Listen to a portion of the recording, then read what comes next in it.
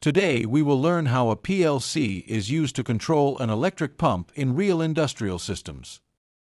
A PLC reads inputs, processes logic, and controls outputs in an automated system.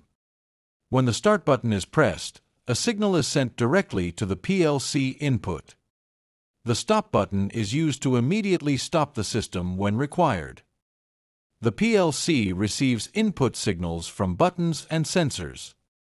Inside the PLC, the programmed logic carefully processes all incoming input signals and prepares the correct output response. After processing the logic, the PLC sends an output signal to the contactor to control the motor system. The contactor receives the electrical signal from the PLC and switches on to supply power to the motor.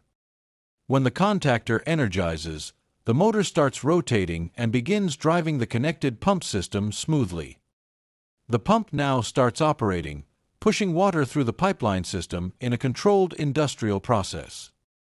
The operator continuously monitors the PLC panel and system performance to ensure safe and stable operation. The entire system runs smoothly under PLC control, maintaining consistent and reliable pump operation. When the stop button is pressed, the PLC immediately receives the command and begins shutting down the system. The PLC turns off the output signal, causing the motor to gradually slow down and come to a complete stop. If any fault or overload occurs, the safety system instantly activates and shuts down the motor to protect equipment. PLC automation is the foundation of modern industry, and learning it opens the door to powerful engineering careers.